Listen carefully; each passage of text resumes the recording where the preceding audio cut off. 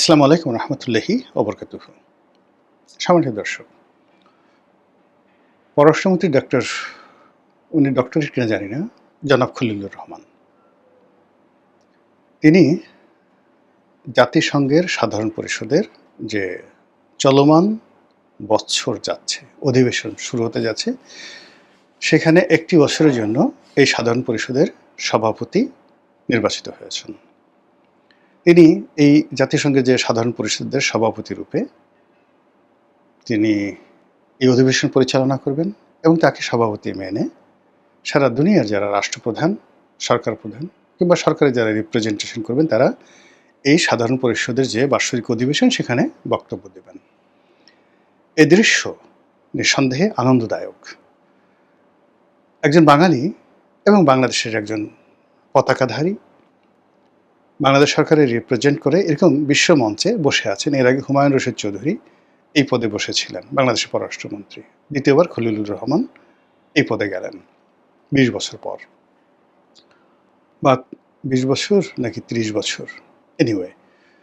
তো এটা অত্যন্ত গর্বের বিষয়, সম্মানের বিষয়। এই জন্য বর্তমান সরকারকে, জনাব খলিলুর রহমানকে, তার সঙ্গে যে টিম রয়েছেন, পররাষ্ট্র মন্ত্রণালয়ের টিম, তাদের সবাইকে ধন্যবাদ জানাচ্ছি এবং একজন নাগরিক হিসেবে আমি সম্মানিত বোধ করছি।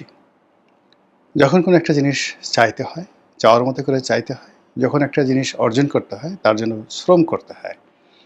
তো এই পদে লড়াই করার জন্য সরকারের সমর্থন দরকার ছিল, প্রধানমন্ত্রীর উইল ফোর্স অ্যান্ড ডিজায়ার দরকার ছিল এবং একই সঙ্গে বহু মানুষের যাকে বলা হয় এখানে অংশগ্রহণ ছিল। সবাই পরিশ্রম করেছেন, যার জন্য এই ফলাফলটা এসছে। তো এই গেল ভালো দিক।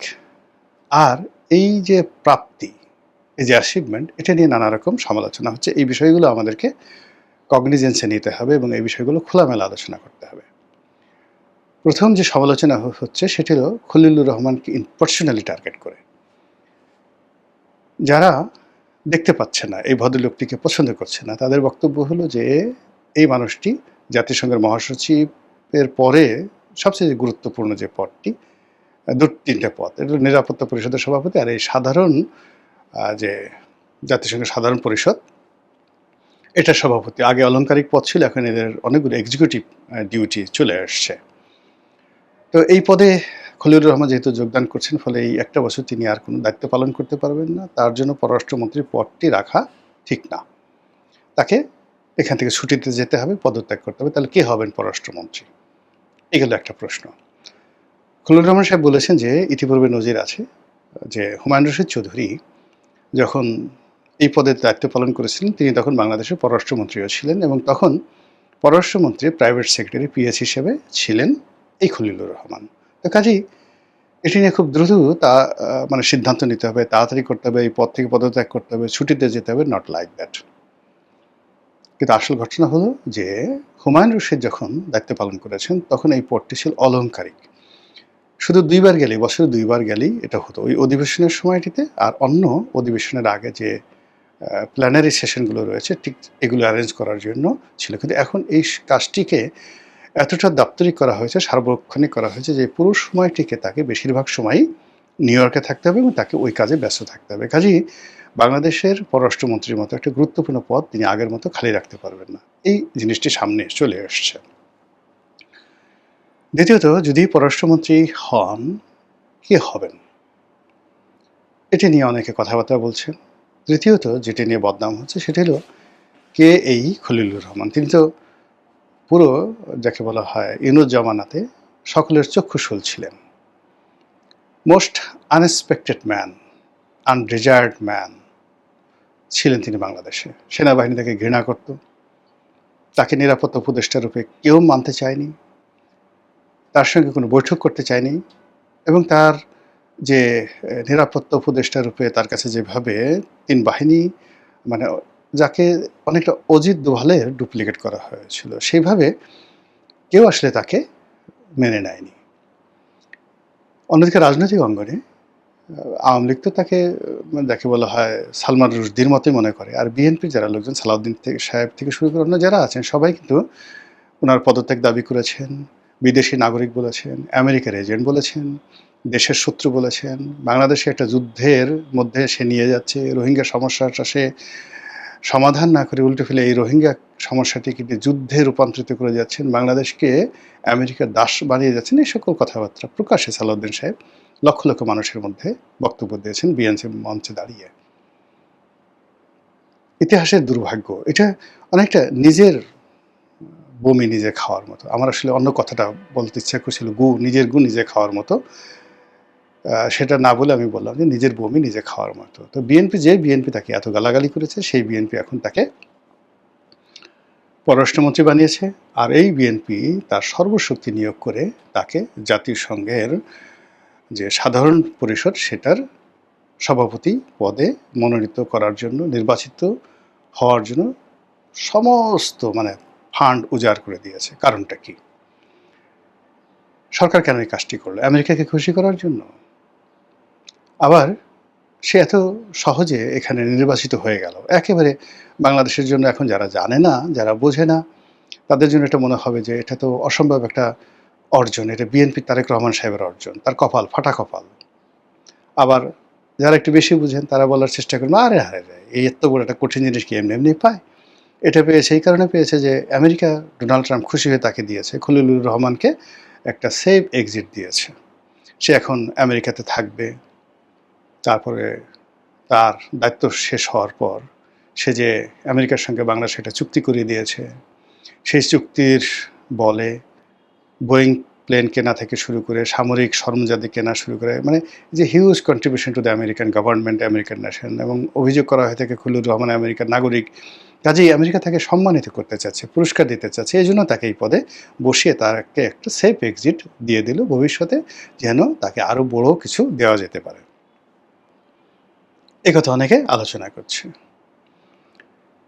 অন্যদিকে আওয়ামী লীগ যারা লোকজন আছেন তারা বলার চেষ্টা করছে, আরে এগুলো সব তো আমরা করে গেছি, এগুলো সব আমরা করে গেছি, আমাদের সেই কাজটা ধারাবাহিকভাবে বিএনপির জমানাতে এসে তাদের দায়িত্ব পড়েছে, তারা এটা সে শুধু টানিয়ে নিয়েছে, এগিয়ে নিয়েছে। এবং যদি ইউনূস সাহেব গত বছর চাইতো, এটা গত বছর হতে পারত। তো এনিওয়ে, এটার আসলে নিয়মটা কি?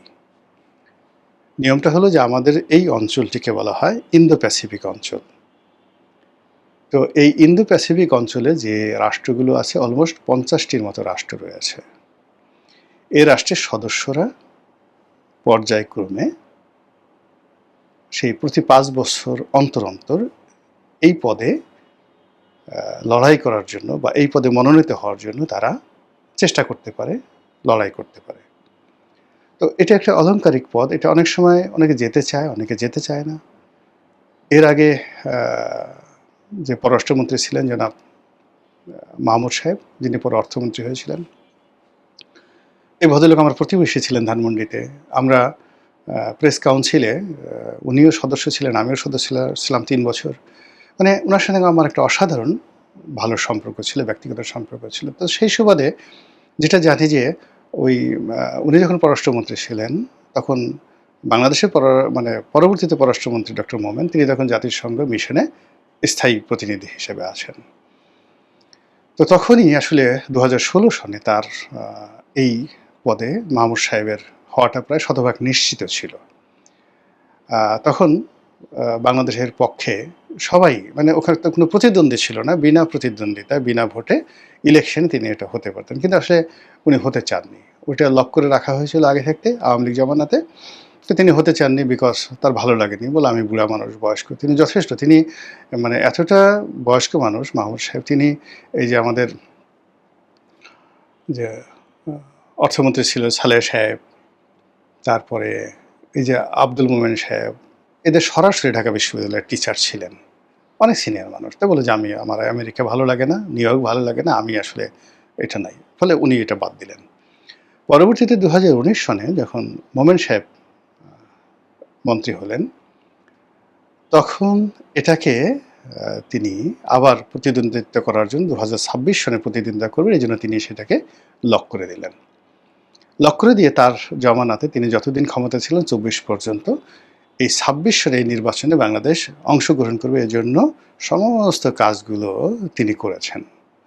আবার ডক্টর মোহাম্মদ ইউনূসের জামানাতে যারা নিয়োজিত হয়েছেন তারাও কিন্তু এই কাজটি এগিয়ে নিয়েছেন এই ২৬ সনের নির্বাচনে অংশগ্রহণ করার জন্য। আর এই নির্বাচনে যেহেতু লক করা ছিল কেবলমাত্র সাইপ্রাস, একটা ছোট দ্বীপ রাষ্ট্র, তারা প্রতিযোগিতা করেছে। আর তারেক রহমান সাহেব ক্ষমতায় আসার সঙ্গে সঙ্গে যখন তিনি এটা জানলেন বা তাকে বলা হলো যে এরকমভাবে সব কাজ করা হলো, তিনি বললেন নিশ্চয় এটা একটা ভালো জিনিস হবে। আর খলিলুর রহমান সাহেব সৌভাগ্যবান মানুষ, লাকি মানুষ, তিনি পররাষ্ট্রমন্ত্রী রূপে এই সুযোগটা পেয়েছেন। তার ইংরেজি খুব ভালো, তিনি যথেষ্ট মেধাবী। তৃতীয়ত তিনি আমেরিকান সোসাইটিতে বেড়ে উঠেছেন, জাতিসংঘ থেকে শুরু করে পররাষ্ট্র মন্ত্রণালয় সংক্রান্ত যে বিষয়গুলো তিনি খুব ভালো জানেন। কাজেই এই যে প্রতিযোগিতা, এই যে প্রচারণা, প্রোপাগান্ডা, এই সব কিছু খলিলুর রহমান সাহেবের নেতৃত্বে এবং তারেক রহমান সাহেবের প্রমোশনে এই কাজটি অত্যন্ত সুচারুভাবে হয়েছে। এটা নিয়ে মানে কারো একক কর্তৃত্ব, তারেক রহমান সাহেব এটা করেছে, খলিলুর রহমান এটা করেছে, আমেরিকা দিয়েছে, শেখ হাসিনা এই সব কাজ করে গেছেন, ডক্টর মোমেন করে গেছেন, I do not think so. আমি মনে করি এটা আমাদের একটা জাতীয় অর্জন এবং এই অর্জনটিকে আমরা কাজে লাগাবো এবং ওই অফিসেতে একটি বছর আমাদের পররাষ্ট্রমন্ত্রী বসে থাকবেন এবং সেটাকে কাজে লাগে জাতিসংঘের যে সকল প্রাপ্তি আছে, যে সকল জায়গায় রয়েছে, যে সকল অনেক জায়গা আছে, জাতিসংঘের মানবাধিকার কমিশন আছে, জাতিসংঘের যে কোর্ট আছে, ইন্টারন্যাশনাল কোর্ট অফ জাস্টিস আছে, মানে এগুলো সবই আসলে কোঅর্ডিনেট করে সাধারণ পরিষদ। এই পদের যেহেতু সর্বোচ্চ পদে আমরা বসেছি, কাজেই জাতিসংঘ থেকে যা কিছু প্রাপ্তি বাংলাদেশের জন্য সেটি এই জমানাতে সবচেয়ে বেশি আসবে, এটাই আশা করি।